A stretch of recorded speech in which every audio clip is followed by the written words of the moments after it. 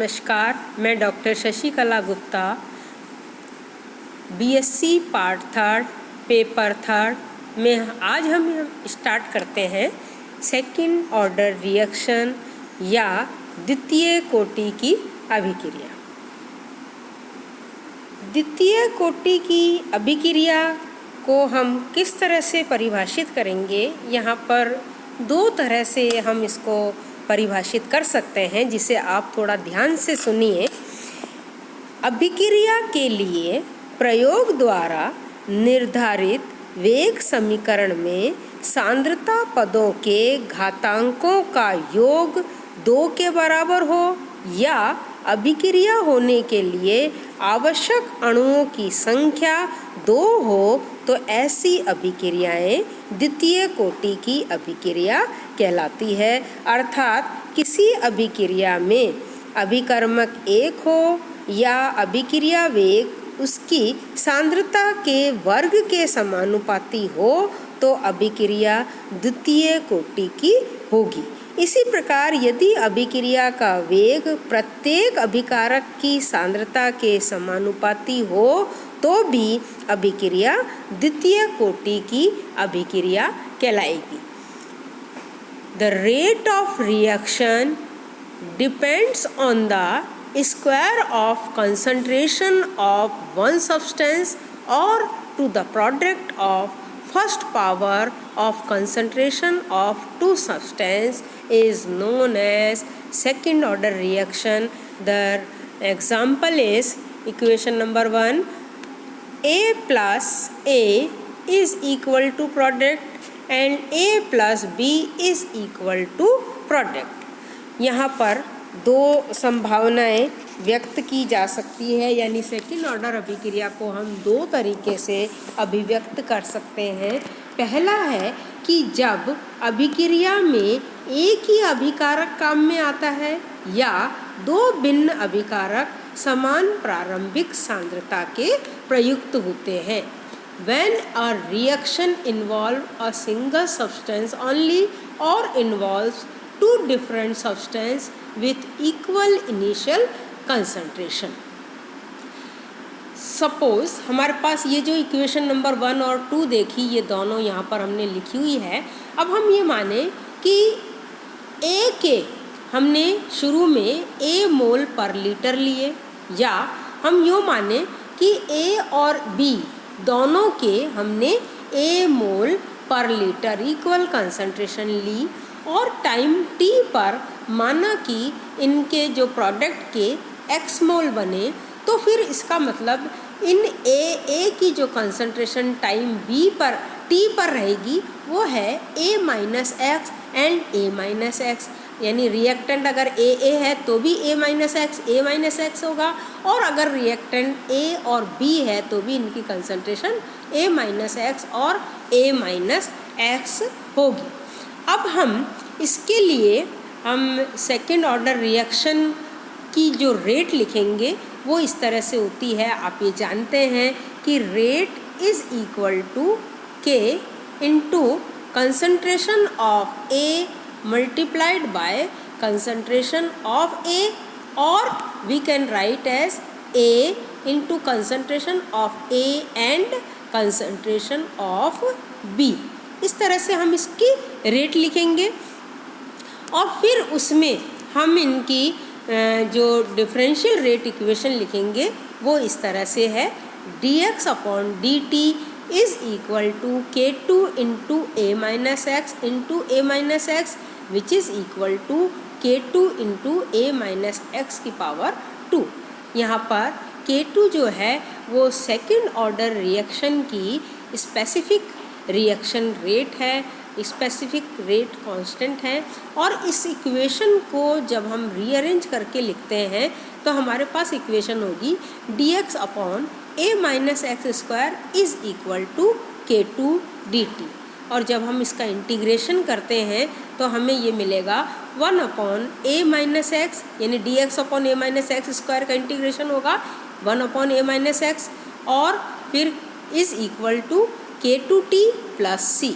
यहाँ पर C है इंटीग्रेशन कांस्टेंट, ठीक है। और हम इसकी वैल्यू को किस तरह से कैलकुलेट कर सकते हैं कि suppose at time t is equal to 0, x is equal to 0, ये वैल्यू पुट करते हैं तो हमारे पास ये c की वैल्यू निकल के आएगी, जो कि हम इक्वेशन नंबर 3 में पुट करेंगे तो c is equal to 1/a। ये हमारे पास c की वैल्यू निकल के आई, जिसे हम इक्वेशन नंबर 3 में पुट करते हैं और ये हमारी इक्वेशन नंबर 3 हो जाएगी 1/a minus x is equal to k2t plus 1/a, और जिसको हम रीअरेंज करके इस तरह से लिखेंगे k2t is equal to 1/a minus x minus 1/a और is equal to x a divided by a into a minus x। So k2 is equal to 1/t a x/a minus x। ये हमारी second order reaction की integrated rate equation है, जिसको हमने अभी calculate किया। अब हम दूसरी कंडीशन देखते हैं। अभी हमने सुबह देखा था, ऊपर देखा था। दूसरी कंडीशन ये है कि यदि अभिक्रिया में दो अभिकर्मक हो तथा उन दोनों की प्रारंभिक सांद्रताएं अलग अलग हो, यानी when the initial concentration of A and B are unequal। अब हम ये देखते हैं कि जब A और B की इनिशियल कंसंट्रेशन अलग अलग है, उस कंडीशन में सपोज़ A की हम ये माने कि A की जो इनिशियल कंसंट्रेशन है वो A मोल पर लीटर है, ठीक है, और B की इनिशियल कंसंट्रेशन स्मॉल b मोल पर लीटर है। सपोज़ हमने ये रिएक्शन लिखी A प्लस बी, यहाँ देखिए आप A plus B is equal to, है ना, प्रोडक्ट। तो इस इक्वेशन में suppose initially time t is equal to 0 पर A के A मोल है ना, और B के स्मॉल b मोल है। अब हम कहें कि टाइम t पर मान लो प्रोडक्ट के x मोल बने, तो A के मोल कितने रह गए A माइनस एक्स और B के रह गए B माइनस एक्स। तो हम जब इसकी रेट लिखेंगे तो हम ये जानते हैं कि rate is equal to K into concentration of A multiplied by concentration of B। ये हम इसकी रेट लिखेंगे और उसमें हम A और B की वैल्यू पुट कर देंगे, तो ये हमारे पास रेट निकल के आएगी dx upon dt is equal to K2 into A minus x multiplied by B minus x. और जब हम इसको रीअरेंज करके लिखेंगे तो ये इक्वेशन हो जाएगी dx upon A minus x into B minus x is equal to K2 dt। हम पार्शियल फ्रैक्शन से जो रिलेशन हम निकाल सकते हैं, देखिए आपके पास ये जो इक्वेशन है, इस इक्वेशन को में हम ये वाला फ्रैक्शन ऐसे लिख सकते हैं 1 upon A minus x into B minus x is equal to 1 upon B minus x minus 1 upon A minus x.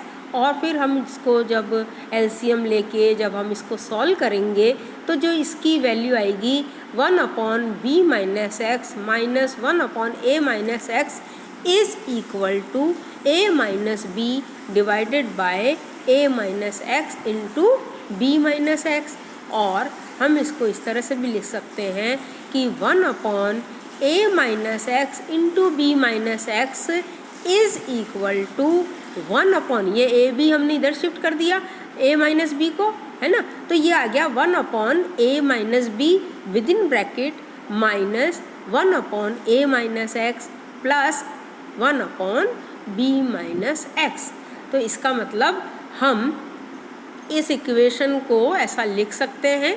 अब आप देखिए हमने पार्शियल फ्रैक्शन से इस ऊपर वाली इक्वेशन के पार्शियल फ्रैक्शन से ये रिलेशन निकाला 1 upon A minus B within bracket minus dx upon A minus x plus dx upon B minus x is equal to K2 dt।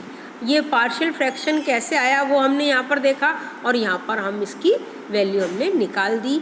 और अब हम इसका इंटीग्रेशन करते हैं तो हमारे पास ये रिज़ल्ट आएगा 1 upon A minus B within bracket, अब देखिए minus dx upon A minus x का ये होगा log A माइनस एक्स और plus dx upon B minus x का होगा integration, minus log B minus x is equal to K two T plus C. इस equation में अब हम c की वैल्यू को कैलकुलेट करने के लिए फिर हम लगाएंगे कि at time t is equal to 0, x is equal to 0, और ये वैल्यू पुट करके यहाँ है ना इस इक्वेशन में फिर हम c की वैल्यू निकालेंगे। तो c आ जाएगा हमारे पास 1/a minus B log a upon B, और इस c की वैल्यू को इस इक्वेशन में पुट करके हमारे पास जो इक्वेशन आएगी वो है 1/a minus B within bracket log a minus x minus log b minus x is equal to K two T plus हमने c की वैल्यू लिख दी 1/a minus B log a upon B. और इस तरह से फिर हम इसको रीअरेंज करके आप खुद अपने कॉपी में करके देखिए K two T is equal to ये वाली टर्म इधर शिफ्ट हो जाएगी, ये हमारे पास टर्म आ जाएगी। फिर k two T is equal to हम in log a minus x upon B minus x और लॉग ए अपॉन बी को रीअरेंज करके ऐसे लिख सकते हैं। तो फाइनली हमारे पास जो के टू की वैल्यू आएगी वो है K two is equal to 2.303 upon T multiplied by A minus B log A B into A minus x upon A into B minus x. ये रिलेशन जब हमारे जो रिएक्टेंट है उनकी इनिशियल कंसंट्रेशन डिफरेंट होती है तो उसके लिए जो हमारे पास रेट कांस्टेंट निकल के आया वो ये रिलेशन है। चलिए अब आगे हम देखते हैं characteristics of second order reaction. तो सेकंड ऑर्डर रिएक्शन की हम के गुणधर्म देखते हैं। तो जैसा कि हम पहले निकाल चुके हैं कि सेकंड ऑर्डर रिएक्शन की जो रेट कांस्टेंट की यूनिट है वो हमारे होगी लीटर मोल इनवर्स और सेकंड इनवर्स, ये हमारी यूनिट होगी। ये देखिए ये यूनिट है litre mole inverse second inverse. और जब हमारे रिएक्टेंट सेम है तो उसकी जो रेट कांस्टेंट हमने K2 निकाली थी वो ये है K2 is equal to x upon T A multiplied by A minus x. और इससे हम 1/a minus x versus t जब हम ग्राफ प्लॉट करते हैं, ये ग्राफ हमारा स्ट्रेट लाइन आता है, ठीक है, जिसका कि इंटरसेप्ट किसके इक्वल है 1/a के इक्वल है और जिसका स्लोप जो है वो K2 के बराबर है। अब हम इसकी इसी इक्वेशन से हम इसकी हाफ लाइफ पीरियड कैलकुलेट कर सकते हैं सेकंड ऑर्डर रिएक्शन की।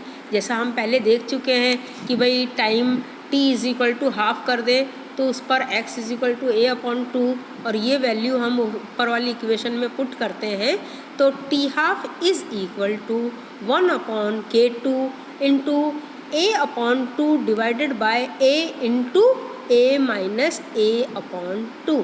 और जिसको आप अगर सॉल्व करेंगे अपनी कॉपी में ज़रूर आप सॉल्व करके देखिए तो आपके पास जो निकल के आएगा solution t half is equal to 1/K2 into a और t half is inversely proportional to a। यानी द्वितीय कोटि अभिक्रिया की जो अर्धायु है वो इसके प्रारंभिक सांद्रता के व्युत्क्रमानुपाती होती है। द्वितीय कोटि अभिक्रिया जिसकी हमने हाफ लाइफ निकाला उसकी हाफ लाइफ की जो वैल्यू है वो रिएक्टेंट की इनिशियल कंसंट्रेशन के इन्वर्सली प्रोपोर्शनल होती है। ये हमारे पास रिलेशन निकल के आया। अब देखिए हमने अनइक्वल जो कंसंट्रेशन है अगर रिएक्टेंट की उसके लिए हमने जब K2 की वैल्यू निकाली तो हमारे पास ये आया K2 इज इक्वल टू 2.303 है ना, देख रहे हैं आप K2 is equal to 2.303 upon T into A minus B log B into A minus x divided by A into b minus x. इस इक्वेशन में अगर हम लॉग अगर हम ये ग्राफ प्लॉट करते हैं log b into A minus x divided by A into B minus x versus t, जब हम ये ग्राफ प्लॉट करते हैं, देखिए ये ग्राफ है ना हमारे पास, ये देखो ये है ये जो ग्राफ है ये हमारा ग्राफ है 1 upon a minus B log b into A minus x upon A into B minus x versus t. जब हम ग्राफ प्लॉट करते हैं तो ये ग्राफ हमारा स्ट्रेट लाइन आता है जिसका कि स्लोप जो है वो K2 के बराबर होता है। और इस तरह से हम देखते हैं कि इस द्वितीय कोटि अभिक्रिया का जो एग्जाम्पल है वो है C2H4 plus H2 is equal to C2H6। ये हमारी द्वितीय कोटि अभिक्रिया के एग्जाम्पल हैं। तो इससे रिलेटेड और भी एग्जाम्पल आप अपनी बुक में देखिए और उसको समझिए, आपको समझ में आ जाएगा। एक बार आप खुद से इसको पुनः ध्यान से पढ़िए, एक एक स्टेप पढ़िए, और अगर आपको कोई प्रॉब्लम है तो आप हमसे पूछ सकते हैं। आपको एनी टाइम आप जब भी कहेंगे हम आपकी प्रॉब्लम को सॉल्व कर देंगे।